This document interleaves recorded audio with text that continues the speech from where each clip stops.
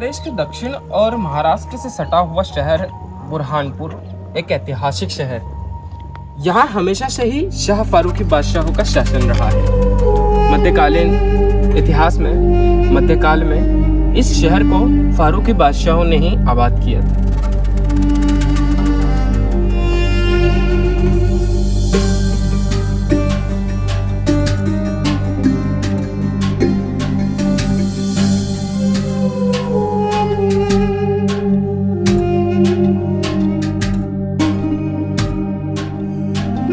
नादिर शाह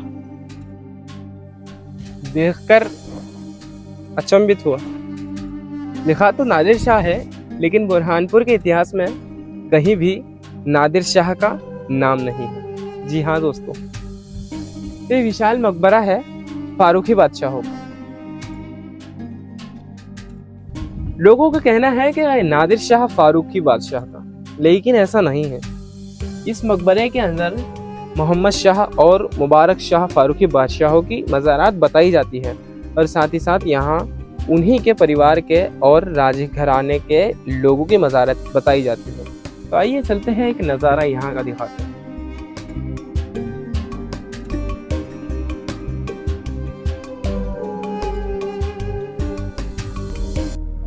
अगर दिल्ली दिल है हिंदुस्तान का, तो दक्षिण भारत में बसा बुरहानपुर हिंदुस्तान की किडिन था मध्यकालीन भारतीय इतिहास में। जी हाँ दोस्तों, दक्षिण भारत में प्रवेश के लिए केवल एकमात्र रास्ता बुरहानपुर ही था मध्यकालीन इतिहास में, और यह जगह गढ़ था फारूकी बादशाहों का। तो आइए आज के इस वीडियो में एक्सप्लोर करवाते हैं हम आपको फारूकी बादशाहों ने बसाए बुरहानपुर की।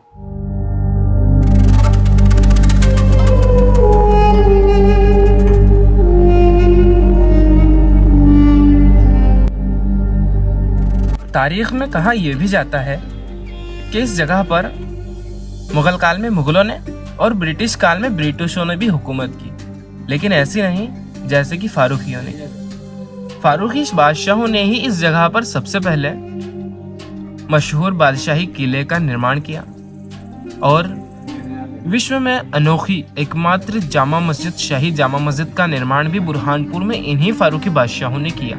और इसी मस्जिद में एक शिलालेख इन फारूकी बादशाहों ने संस्कृत भाषा में भी उकरवाया था, जिससे इनकी लोकप्रियता और धार्मिक एकता का पता चलता है। और इतना ही नहीं, इन्हीं फारूकी बादशाहों ने पूरे खानदेश की राजधानी थालनेर से बुरहानपुर को बनवाया था। फारूकी शासनकाल में बुरहानपुर मानो स्वर्ण युगीन था। उस वक्त में यहाँ पर एक से बढ़कर एक हकीम और आर्किटेक्चरर हुआ करते थे। और इसी काल में बुरहानपुर में अल्लाह के अनेक इबादतगार बंदे भी रहा करते थे, जिनमें से अनेक वलियों की मज़ारें आज भी बुरहानपुर में ही मौजूद है और कुछ मौजूद नहीं। कहा जाता है कि फारूकी शासनकाल में बुरहानपुर ने कभी बुरे दिन नहीं देखे, इसीलिए कहा जाता है कि फारूकियों हमारे दिल पे राज है तुम्हारा। तो चलिए दोस्तों, अब हम आपको इन्हीं फारूकी बादशाहों के मकबरे और उनकी मज़ारें दिखाते हैं। दोस्तों, एक मान्यता यह भी है कि बुरहानपुर के इतिहास में केवल कुछ ही बादशाह ऐसे हैं जिनको यहाँ की सुपुर्द खाक नसीब हुई, और वो बादशाह है फारूकी बादशाह।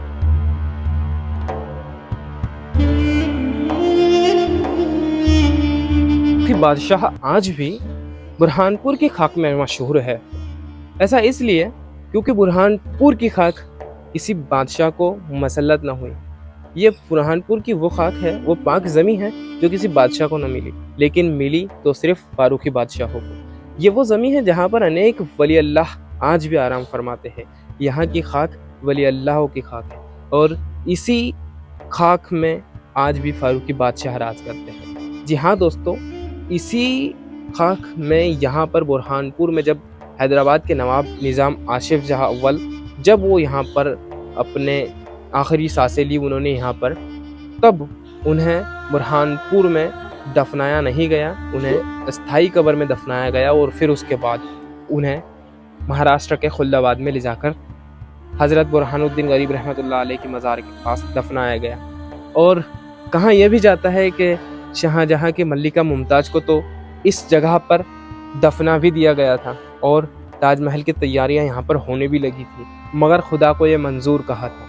खाली पड़ी है वह ज़मीन जहाँ उसे दफनाया गया था, उसकी वसीयत के मुताबिक उसे आगरा ले जाया गया था। तो आइए अब हम आपको बुरहानपुर की सुपुर्द खाक में राज कर रहे आदिल शाह फारूकी और फारूकी बादशाहों की मज़ारात दिखाते हैं और इनके मकबरे से आपको रूबरू कराते हैं।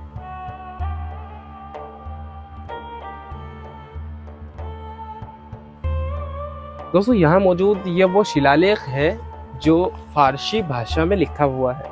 यहाँ पर कुछ लाइनें अरबी भाषा में भी अंकित हैं, लेकिन ये अभी ऐसी अवस्था में है कि जो अभी खंडित होता जा रहा है। इस वीडियो में आप इसे देख लीजिए और इस वीडियो में हमने आज इसे कैद कर लिया है, लेकिन कुछ भी उम्मीद नहीं है कि ये शिलालेख आगे आप जब इस मकबरे के अंदर इस मकबरे की खूबसूरती को देखने आए तो आपको शायद ही ये शिलालेख यहाँ पर नज़र आए। तो ये वो शिलालेख है जो फारूकी और अकबर के शासनकाल में यहाँ पर अंकित किया गया था। साथ ही साथ यहाँ पर कुछ और मज़ारात मौजूद है जो उस तरह से दिखाई देती है। इन मज़ारों के ऊपर अरबी भाषा में शिलालेख लिखे गए हैं।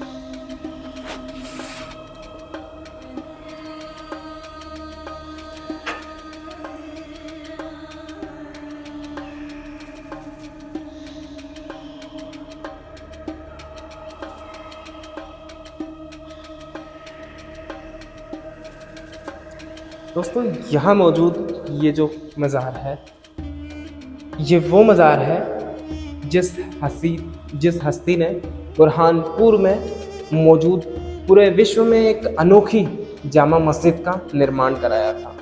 तो सोचिए वो कितनी बड़ी हस्ती है जिन्होंने विश्व में अनोखी जामा मस्जिद का निर्माण कराया था। और किला असीर पर मौजूद मस्जिद का निर्माण भी इन्हीं बादशाहों ने कराया था। असीरगढ़ के उस किले के ऊपर उस चोटी पर इन्होंने कराया था। तो आज हम अंदाज़ा लगा सकते हैं कि ये कितनी बड़ी संपत्ति के राजा थे। पूरे थालनेर और थालनेर के बाद इन्होंने थालनेर से खानदेश की राजधानी बुरहानपुर बनाया था। ये वो बादशाह थे। अब इनका ये खूबसूरत सा विशाल गुंबद और मकबरा देख सकते हो।